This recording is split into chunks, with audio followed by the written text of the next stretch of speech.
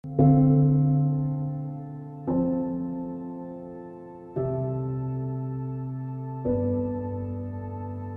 caros irmãos do Ministério de Oração e Aconselhamento. Hoje nós vamos adentrar num tema muito importante para o nosso ministério, porque diz respeito à ação do demônio no homem e na natureza. Ou seja, a gente precisa entender e aprofundar esse tema para aprendermos através da teoria também, juntando com a nossa experiência, aprender a distinguir o modo de agir do demônio sobre o homem e sobre a natureza, né? Então vamos falar um pouco sobre esse tema aqui e depois, claro, vocês poderão aprofundar isto. Existe um livro muito bom que é A Suma Demoníaca, que é um livro assim considerado um manual mesmo de demoniologia, o estudo sobre a ação do demônio. E vocês vão poder aprofundar bem este tema também na partilha, né, com vocês, entre vocês no ministério. Esse tema, ele é muito amplo, ele é vastíssimo, né, ele é muito profundo, requer realmente muita atenção de vocês, tá certo? E também acredito que vocês que já têm uma certa experiência nesse ministério, juntar um pouco aquilo que vocês acompanham, que vocês tocam direto no ministério, com essas informações que a gente vai colocando aqui, né? A princípio, a gente precisa entender mesmo o que é um demônio, né? O que seria esse demônio? Ele existe, não existe? É fruto da imaginação do homem? É um personagem criado? Ou realmente existe essa figura? É real a ação do demônio na minha vida, no mundo? Até que ponto a gente precisa quebrar e aprendermos de fato a verdade sobre este tema? Nós muitas vezes ouvimos que o demônio é um gênero literário ou que é só um personagem criado, mas que na verdade o demônio ele é um ser espiritual de natureza angélica. Ele é um ser que é condenado eternamente e que, por isso, ele deseja, por ódio profundo de Deus, ferir aqueles nos quais Deus mais ama, já que ele não tem força, nem tem condições de atingir Deus diretamente. Portanto, ele deseja atingir aquele que Deus ama, aqueles que podem também se unir a eles de certa maneira, não é? Numa condenação eterna, num afastamento de Deus. Então, eles não têm corpo por serem seres angélicos, né? Não existe no seu ser nenhum tipo de matéria, né? Ou nada semelhante à matéria, senão se trata de uma existência de caráter integralmente espiritual. Ele é um ser angélico, não tem matéria, não tem corpo, não tem nada. Ele é apenas um puro espírito, como os anjos. Ele é um anjo, que eu vou adentrar um pouco sobre a história de como ele se tornou demônios. Eles se tornaram demônios para entendermos bem um pouco a sua origem, né? Ou seja, o que acontece? Quando Deus criou, né? Deus criou os anjos mesmo, essa realidade primeira das realidades, ou seja, as realidades puramente espirituais, ainda sem criar a matéria. Deus ele cria os anjos, né? São seres espirituais, os quais seriam seres nos quais conviveriam com Deus. À medida que Deus se mostrasse para eles, esses seres participariam do seu reino, da sua vida, do amor, da contemplação de Deus. Acontece que quando Deus cria esses anjos, esses seres espirituais, ele, antes de revelar, digamos assim, a sua face, ou quem ele é de fato, ele revela primeiramente aquilo que ele vai realizar. Ou seja, Deus vai criar as coisas materiais, Deus vai criar o homem, um ser material e espiritual, e Deus deseja salvar esse homem, Deus deseja fazer com que o homem possa participar também de sua comunhão, né, na comunhão do amor, no reino de Deus e tudo mais. Quando Deus revela que vai enviar o seu Filho ao mundo, então existe esse entendimento de que quando Deus diz que vai se rebaixar, ou seja, vai assumir a condição humana, vai habitar entre os homens, então acontece que alguns desses anjos, eles começam a entender quem Deus é e começam a pensar, né, algumas realidades nos quais eles, digamos assim, discordam até certo ponto. Eles não têm ainda a visão total da verdade, da realidade, nem de Deus. É um processo no qual é difícil explicar no tempo, porque eles estão numa realidade para além deste nosso tempo, mas foi um processo no qual foi acontecendo e os anjos foram então, digamos, uns foram pensando de uma forma, outros foram pensando de outra, à medida em que um foi aderindo a uma verdade ou negando esta verdade, buscando mesmo pelo seu próprio orgulho, por seu próprio pensamento e racionalismo, não querer aderir a este Deus, a este plano, a esta missão que Deus desejava realizar. Portanto, começou a haver uma distinção entre eles, né? É nisso que narra o livro do Apocalipse. Começa então uma batalha no céu, uma espécie de... claro que não era uma batalha física, uma batalha de armas, mas era uma batalha de pensamento. Entenda, os anjos, eles são seres que eles são puros espíritos, eles não têm corpo, não têm matéria. Portanto, a ação dos anjos é uma ação racional, não é? Portanto, eles começam a pensar e refletir acerca daquilo que estava por vir, e uns discordando, outros concordando, se unindo a Deus. Portanto, já começa-se a ver essa distinção entre uma classe de anjos, poderíamos dizer assim, e outra classe, um grupo e outro grupo. Portanto, na medida em que Deus revela tudo isso, e quando Ele revela plenamente quem Ele é, a sua face de Deus amor, Deus misericórdia, então é o momento em que se dá o fechamento dessa realidade. Por quê? Porque quando se contempla Deus face a face, quando se vê plenamente quem Deus é, então já não se tem mais como se optar, né, entre o sim e o não. Tudo aquilo que, digamos assim, já foi optado, ou se opta definitivamente, ou seja, não tem mais volta. Por isso que nós muitas vezes ouvimos, já falamos, é exatamente isto. Um demônio pode se converter? Não. Por quê? Porque ele já entrou na sua realidade definitiva. Ele assumiu aquela condição com plena consciência do que ele estava fazendo. Então ele assumiu essa condição definitivamente. O que seria isso? Seria um afastamento total de Deus.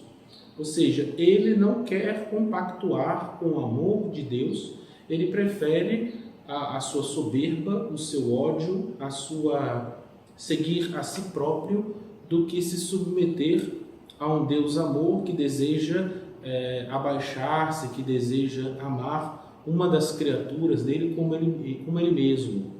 Então, isso que foi decidido definitivamente não tem mais volta, né? Não tem como mudar esta realidade.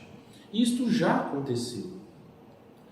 Portanto, essa é a origem, podemos dizer desta maneira, um pouco da definição teológica, né? Poderíamos dizer assim, da origem do demônio, não é? Então, são anjos criados por Deus, mas com liberdade.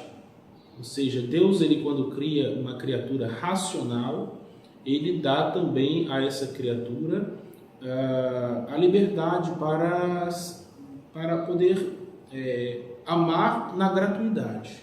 Ou seja, só se pode amar se for livre. Então Deus permite com que esses anjos pudessem ser livres e retribuir o amor que recebiam de Deus. Mas havia essa outra possibilidade, ou seja, de recusar este amor e decidir a sua vida, o seu caminho por si próprio, né? Então, o ódio ele vai nascer como reação lógica, né, dessa vontade desses anjos que tem de abandonar, digamos assim, Deus de uma vez por todas, né? Bom, o Criador, ou seja, Deus, ele respeita a liberdade de cada um. Com certeza, Deus sofre com esta situação, mas ele respeita. Como um pai que ama seus filhos, se um filho o nega, foge de casa, vai embora, ele continua querendo o bem, mas respeita a liberdade, né, do seu filho, da opção do seu filho. Da mesma forma, Deus ele continua mantendo esses seres na existência. Portanto, Deus manifesta de certa forma que ele também ainda não volta atrás do que fez, né? Deus ele faz as coisas e dá essa possibilidade do amor e dá também a liberdade e espera que esse amor seja retribuído. Mas ele respeita a liberdade caso alguém não queira retribuir o amor de Deus. Então, o demônio ele tem digamos assim, um destino definitivo longe de Deus, né? Ele odeia Deus, odeia a si mesmo, odeia todos os que, digamos assim, são contra a sua decisão, né, de ficar longe de Deus. Mas o que acontece? Todos os demônios eles não são iguais, e aqui é uma coisa importante para a nossa compreensão, né? Porque nós poderíamos pensar que todos os demônios são iguais. Vejamos bem, cada demônio, né, é um anjo, uma criatura de Deus, e de certa forma eles se afastaram de Deus também em graus, né? Foi uma coisa gradativa esse afastamento, até que se deu definitivamente esse afastamento, porém uns tiveram mais ódio, mais orgulho, outros então tiveram talvez um ódio não tão intenso, mas uma separação, né? Talvez outros foram mais pela vaidade, né? Outros por outros aspectos, outros pecados que acabam fazendo com que haja essa diferenciação entre os anjos. Isso é muito importante para nós que trabalhamos na oração do aconselhamento das pessoas, também para aprendermos a discernirmos. Talvez, se alguém esteja envolvido numa realidade de ação demoníaca, aprendemos a diferenciar aquilo que está acontecendo com a pessoa através de que tipo de ação, que tipo de demônio tem atacado essa pessoa, né? Portanto, assim, nós temos vistos e a igreja ensina que cada demônio tem a sua psicologia e sua forma de ser particular. Então, dentre as realidades e da hierarquia dos anjos existem, portanto, os serafins, os querubins, os tronos, as dominações, virtudes, potestades, principados, arcanjos e anjos. Portanto, são nove hierarquias de anjos. Então, isso é uma coisa que a gente precisa conhecer bem. Se as diferenças entre os animais às vezes são grandes, né, nós temos vários tipos de animais da natureza, também no mundo angélico existem esses tipos de diferenças, né? Então, é um pouco assim, fazendo uma comparação, seria um pouco essa, né? A diferença Você percebe a diferença de vários animais, grande porte, pequeno porte, uns que voam, uns que nadam, uns que se rastejam, outros que correm velozmente, outros, né? Então, vários tipos de animais. Da mesma forma, o mundo angélico, existe uma diferença não física, material, porque eles não têm corpo nem não têm matéria, mas diferenças, digamos, nesse sentido de compreensão, de inteligência, digamos assim, de elementos próprios de cada um. Às vezes um tem um certo elemento, outro, e assim por diante, né? Então a gente precisa aprender como ministério, primeiro, a diferença entre um acontecimento natural, preternatural e sobrenatural. 3 tipos de acontecimentos que podem ocorrer na nossa vida, né? Ou naqueles que nós acompanhamos e rezamos. O acontecimento natural é aquele que não tem influência nenhuma de uma realidade puramente espiritual, não é? É uma coisa que se deu naturalmente. A gente fala normalmente como algo foi uma fatalidade, uma coisa que não tinha como ser evitada. Aconteceu, né? Não teve nenhuma influência de algum espírito, de algum anjo, de nada, nem de Deus. Foi uma coisa que aconteceu, algo que acontece naturalmente. Isso é até mais fácil de nós compreendermos, né?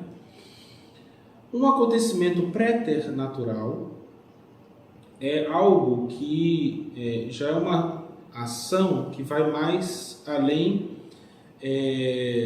do fazer naturalmente, né? Do mundo, do universo material, que é fruto de uma atuação de uma natureza angélica ou demoníaca. Preternatural, a palavra provém de preternatura, né? Mais além da natureza. Então, é uma coisa que vem de uma ação angélica ou demoníaca, né? Poderemos diferenciar desta maneira.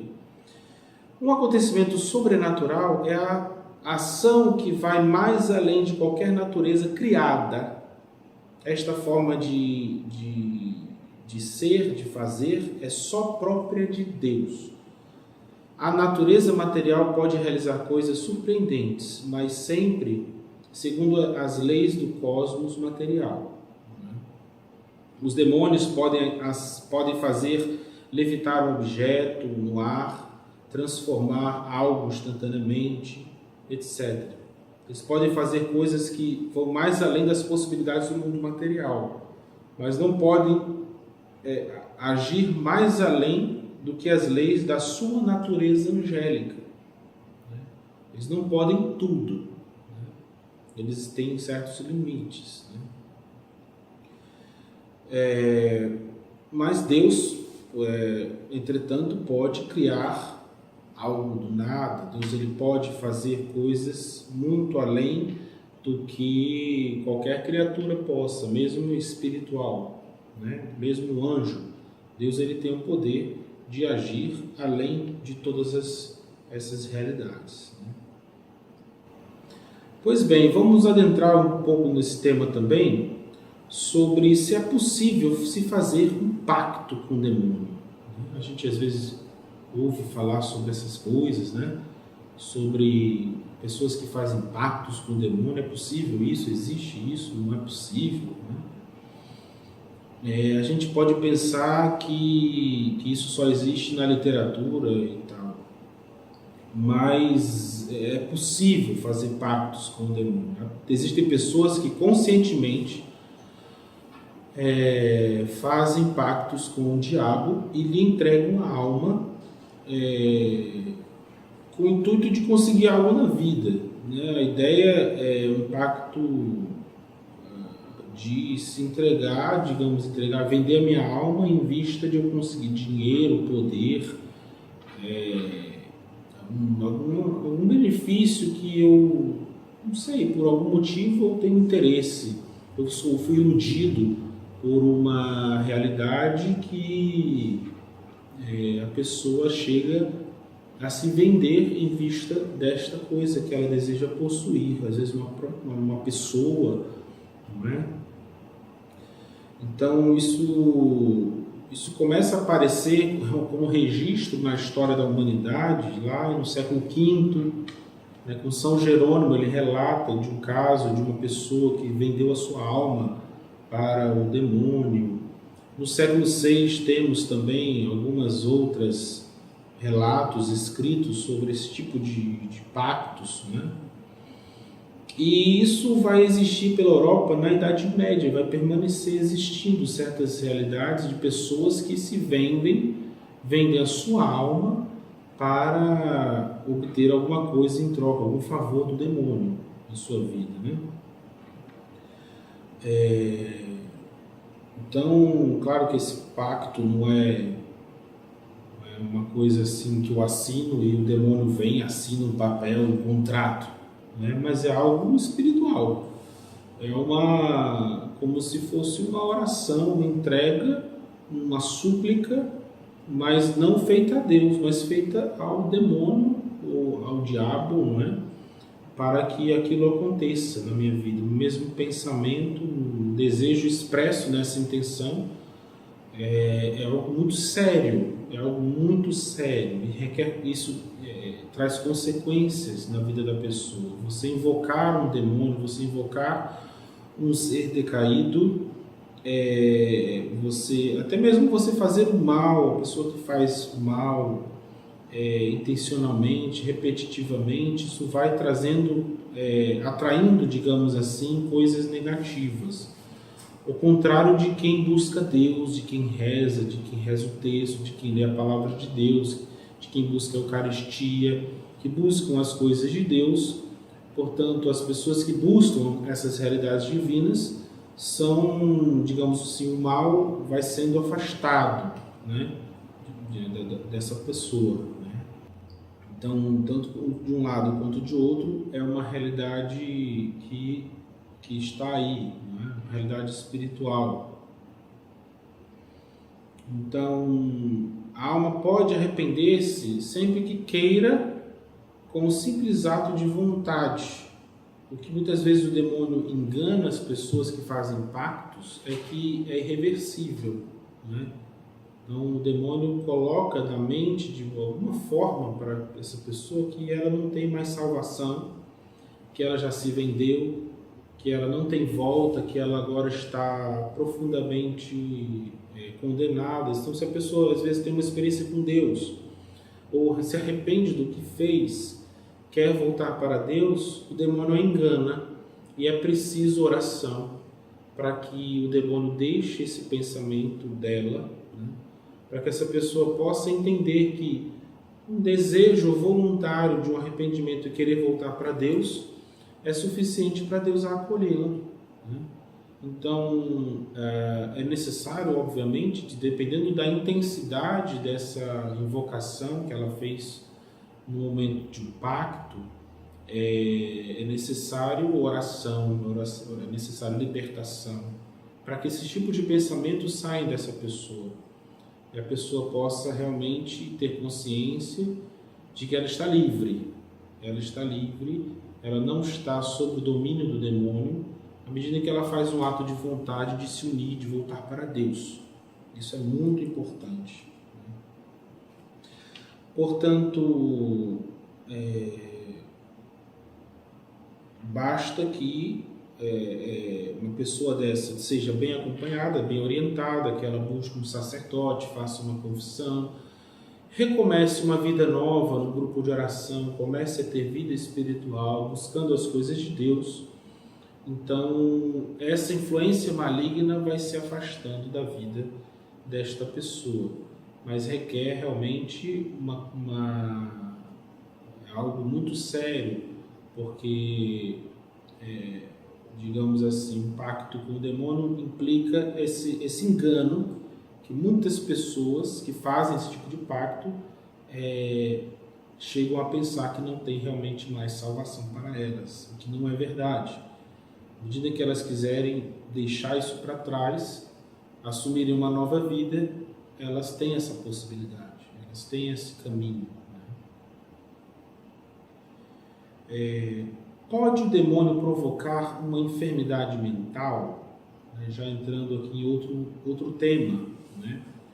Sobre doenças mentais, né? A gente também acompanha muitas pessoas nesse sentido, de pessoas que têm alguma enfermidade mental e pensam, isso vem do demônio, né? Ou outros que são da linha contrária, isso não vem do demônio, isso é uma coisa normal, né? Bem, se o demônio pode tentar, né, pode fazer, digamos assim, de forma intensa, contínua, sem descanso, tratar de provocar, portanto, uma obsessão, uma fobia, uma depressão ou outras enfermidades, ele até poderia fazer isso, né, na vida de uma pessoa, até o ponto de desequilibrar a pessoa. Mas Deus impede a sua livre ação, a livre ação do demônio em nós. Porque se o demônio tivesse livre ação, não houvesse um limite que Deus o impusesse, então poderíamos dizer que todos seríamos afetados com, digamos, uma enfermidade mental. Todos nós seríamos atormentados terrivelmente, poderíamos dizer assim. Mas Deus, ele impede essas coisas, né? Toda ação do demônio sobre o homem deve ser permitida por Deus. Isso é uma coisa importante, porque Deus, ele coloca um limite na ação do demônio. O demônio não tem força sobre tudo. Aquilo que ele faz porque Deus o permite fazer. Ou seja, por incrível que pareça, Deus, ele pode tirar dali um ensinamento, né? Portanto, até mesmo fazer com que nós compreendamos que o demônio existe, não é? Aquela ação, poxa, por que Deus fez aquilo com aquela pessoa? Talvez para que nós soubéssemos que precisamos ficar atentos, precisamos rezar, precisamos buscar a Deus, precisamos lutar contra o mal, porque o demônio está aí, né? Então, entender um pouco isso. Então, mas assim, não é por causa disso que eu vou dizer que toda enfermidade mental vem do demônio. Não, toda enfermidade mental, pelo contrário, ela vem de uma causa natural. Toda enfermidade mental tem uma causa natural. Não é uma ação demoníaca na minha vida, nas nossas vidas, né? Até que se prove o contrário, até que fique claro com o tempo.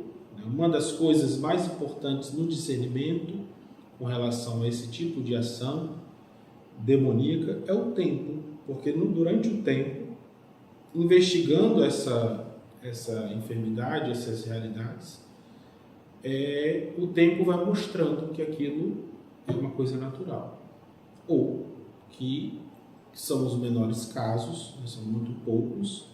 Uma realidade de doença mental originária de uma ação demoníaca. Então, toda enfermidade mental, a gente deve pensar assim, é natural até que se prove o contrário. Como é que se prova o contrário? Com o tempo, depois de muitos acompanhamentos, né? Aquela pessoa volta para o Shalom, nós acompanhamos aquela pessoa várias vezes, e com o tempo eu vou percebendo, né, que aquela enfermidade realmente é natural, ou naquele caso específico, com aquela determinada pessoa, ela sofre algum tipo de influência demoníaca e sofre porque Deus permite. Então também perceber por que Deus permite, digamos assim, tirarmos algum ensinamento, fazemos a oração de libertação, buscarmos a libertação desta pessoa e tirarmos um ensinamento dessa realidade. Ponto. Falamos da realidade mental e a realidade, Marcelo, corporal, né? Portanto, pode o demônio provocar uma enfermidade no meu corpo? Né? Você já deve talvez ter ouvido isso também. Bom, é basicamente a mesma realidade, né? antes de tudo, temos que deixar bem claro que as enfermidades aparecem por causas naturais. Se os demônios existem, também se pode, digamos assim, perceber que eles podem agir também nesse campo, né? As regras gerais são como, digamos assim, são essas. As regras, de um modo geral, é assim: se toda enfermidade, seja psíquica ou seja corporal, ela advém de uma causa natural. Agora, se eu percebo sinais, se a coisa parece aqui, ali, algum outro sinal de que aquilo é espiritual, vem do demônio, então aquela realidade, então aquela enfermidade vem de uma realidade espiritual demoníaca, uma ação maligna na vida da pessoa. Ou seja, se eu consigo provar o contrário, pronto, então realmente é uma enfermidade maligna. Se eu não conseguir comprovar que aquilo é do demônio, ficar só naquela suspeita ou na dúvida, então é natural. Com relação a visões, né? Pessoas que relatam também terem visões espirituais, né? Vi o demônio, vi Jesus Cristo, né? Vi a Virgem Maria, né? Isso é um problema psiquiátrico ou é um problema demoníaco? Né? Ou é uma realidade mesmo sobrenatural, uma revelação divina, pessoal, né? Então, às vezes a gente consegue ver alguns casos no Shalom de pessoas que falam que veem coisas, né? Que veem mesmo, concretamente falando, não é visualização, não. Pessoas que chegam e relatam: olha, eu vi uma figura, eu tive uma visão mesmo de alguma realidade assim. Portanto, é uma coisa que parece assim extraordinária, né? Então também deve ser encarada como uma enfermidade mental, né? Uma enfermidade psiquiátrica, requer uma ajuda, né? Mas também pode ser, né? São casos raríssimos, assim, são coisas bem pontuais mesmo, que o tempo vai acabar mostrando de tal maneira que o quadro vai ficar claro. Porque o que acontece? Quando essas pessoas chegam para nós e relatam, elas relatam de uma maneira que a gente fica impressionado. A gente fala: poxa vida, é uma coisa muito espiritual, uma coisa muito profunda, né? Que coisa! E a pessoa tira ensinamentos, aí fica aquela coisa assim bem... digamos assim, parece real, né?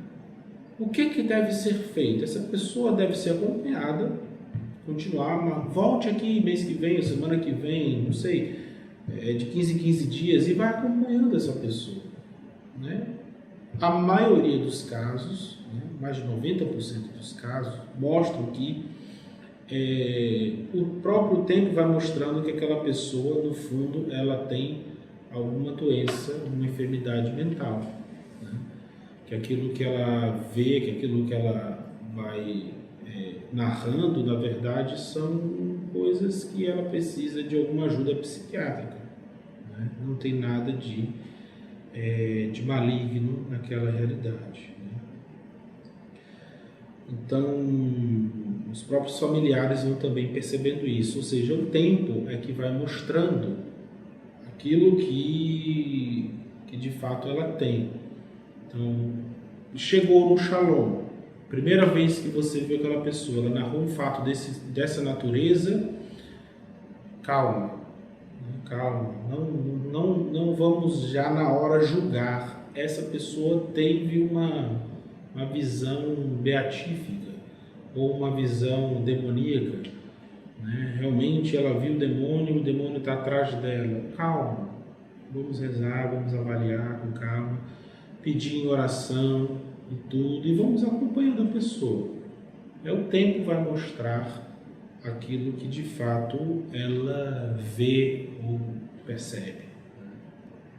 Uma coisa que é muito importante, outra questão que também nós trazemos para essa formação, é Os demônios podem ler os nossos pensamentos? É uma questão também que a gente fica em dúvida, né? Se eles são seres espirituais, eles têm uma percepção de todas as coisas, digamos, têm uma visão mais profunda, ler pensamento e tal. Bem, o demônio, ele pode tentar ler os nossos pensamentos. Os demônios podem, a partir de ver o nosso histórico, ou de nos analisar, vamos supor, eles podem tentar ler os nossos pensamentos. Eles não podem ler o nosso pensamento, eles podem tentar. Então eles fazem conjecturas com relação àquilo que nós pensamos, né? Mas ler pensamentos não podem. Eles estão fora da nossa alma. Isso é importante. Só Deus pode ler a nossa alma, tá?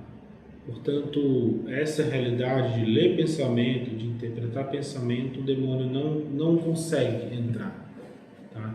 A nossa consciência é um sacrário que só Deus pode entrar, habitar. Então, os demônios não têm esse poder. E com relação a acidentes ou desastres naturais, os demônios podem provocar acidentes, podem realizar desastres naturais? Gente, perceba bem uma coisa. A partir daquilo que nós já estamos falando, a gente já vai percebendo um pouco se pode, se não pode, o que ele tem poder ou não tem poder. A questão é, se Deus permitir, ele pode fazer, né? Acontece que se Deus desse livre permissão para o demônio agir no mundo, a gente perceberia que as coisas seriam um caos. Eles iriam botar um caos na humanidade. Portanto, a gente percebe que as coisas não são assim. Ou seja, Deus ele coloca muitos limites na ação do demônio, né? Então, o demônio ele pode mover um objeto, pode suspender algo no ar, mas ele não pode provocar acidente à vontade, né? Porque Deus o impede, né? Mesmo grandes tormentas, furacões, terremotos, outros desastres que ocorrem na natureza, tudo isso, muitas dessas realidades são fatos naturais, né? Sempre a maioria dos casos, né? Se Deus permitir, ele pode agir, mas a questão ele tem um limite, imposto por Deus, né? Então, gente, gravem sempre essa máxima, né? Nada tem causa demoníaca até que se prove o contrário. Ou seja, até que se percebam sinais, uma série de sinais, com o tempo, né, a gente perceba que ali tem alguma ação maligna.